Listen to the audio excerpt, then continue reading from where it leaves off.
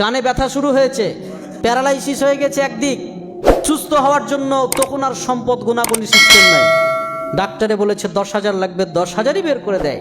যে মহান রব্বুল আলামিন আপনার পুরো অঙ্গটাকে সুস্থ রেখেছে, সে মহান রব্বুল আলামিনের জন্য প্রত্যেক অঙ্গের জন্য আল্লাহ রাসূল সাল্লাল্লাহু আলাইহি ওয়াসাল্লাম সাদাকা করতে বলছেন। আপনি কদিন সাদাকা করছেন? প্রত্যেক অঙ্গের জন্য সাদাকা করতে হবে। যে মহান রব্বুল আলামিন আপনাকে আল্লাহর জমিনে fresh oxygen, you can not live without oxygen, আমরা বলি অক্সিজেন ছাড়া বাঁচতে পারি না, সেই মহান রব্বুল আলামিনের এত অক্সিজেন আমরা ব্যবহার করছি, কতটুকু দিয়েছি? শয়তান চায় আপনি যখন আল্লাহর রাস্তায় কোনো সাদাকা করবেন, দান করবেন, শয়তান আপনাকে বাধা দেবে।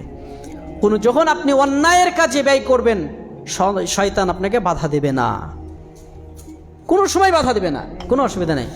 অমুক খেলোয়াড় আসছে রে বিদেশ থেকে, এত টাকা চাঁদা লাগবে, কোনো ব্যাপার নেই। অমুক হিরো আসছে, এত টাকা চাঁদা লাগবে, কোনো অসুবিধা নেই। বন্ধুদের সঙ্গে আড্ডা মেরে এত টাকা বিল, কোনো অসুবিধা নেই, হাসতে হাসতে দিয়ে দেয়। পাশে একজন গরিব মানুষ, শীতের বেলায় যে শীত আসলো, পাশে একজন গরিব মানুষ, অসহায় বুড়িমা, ভাঙা বাড়ি, হাওয়া ঢুকছে ফিরফির করে, আপনি চারিদিক লাগিয়ে দিয়ে, এখন তো আবার এসি পাওয়া যাচ্ছে, অটোমেটিক এসি, শীতের সময় গরম হাওয়া আর গরমের দিনে ঠান্ডা হাওয়া, শীতল হাওয়া দেবে। আপনি তো ধনাঢ্য ব্যক্তি, এসি চালিয়ে দিয়েছেন, ফিরফির করে ঘর গরম হয়ে গেছে, বন্ধ করে দিয়েছেন। আর আপনার পাশে একজন বৃদ্ধ মা, কতগুলি সন্তান, আরও বেশি প্রতিবেশী, সোয়েটার নাই, জ্যাকেট নাই, ব্ল্যাঙ্কেট নেই, আপনার কোনো খোঁজ খবর নেই। আল্লাহ আপনাকে ছাড়বেন? আল্লাহ রাসূল সাল্লাল্লাহু আলাইহি ওয়াসাল্লাম তাই বলছেন, আল্লাহ তাআলা তার রাগকে মিটিয়ে দেন তুমি যদি আল্লাহর রাস্তায় সাদাকা করো।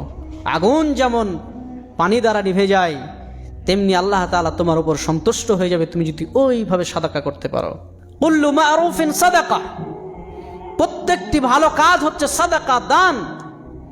আল্লাহ রাসূল সাল্লাল্লাহু আলাইহি সাল্লাম বলছেন, তুমি যদি সাদাকা করতে না পারো, দান করতে না পারো, তাহলে তুমি কমপক্ষে ভালো কথা বলো, এটাও যে তোমার জন্য সাদাকা হবে। সুবহানাল্লাহ। টাকা নাই, সম্পদ নাই, কিছু নাই, দান করতে পারি না, একজন ভাইকে যদি বলি নামাজের দাওয়াত দিয়ে, এটাও আমার জন্য সাদাকা। অতএব আমাদেরকে আল্লাহ তাআলার সন্তুষ্টি অর্জন নিতে চাইলে আল্লাহর রাস্তায় দান করতে হবে।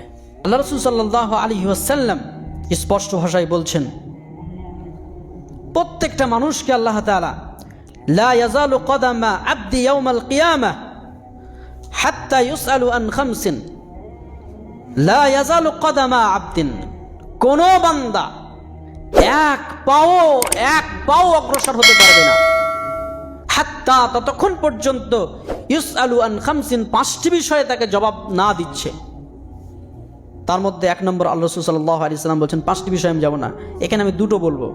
একটা হচ্ছে আন মালিহি মান আইনা ইকতাসাব, বলো বান্দা কোথা থেকে তুমি আয় করেছিলে? আইনা ইকতাসাব, কোথায় আয় করেছিলে? ইনকাম সোর্স তোমার কি ছিল? ইনকাম সোর্স যদি হালাল না হয়, পরকালে আটকা পড়ে যাবে, পা বাঁধা পড়ে যাবে।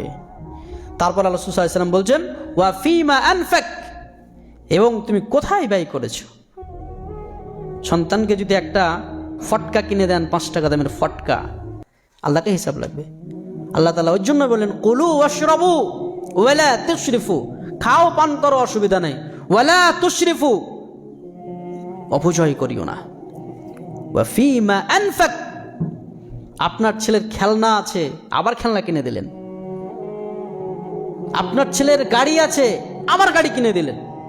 ভোগ বিলাস, অমুক করা তমুক করা, যা আবদার করে আপনি তাই এনে দেন, অপচয়।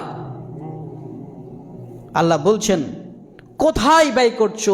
1 পয়সা হিসাব আল্লাহ তাআলাকে দিতে হবে।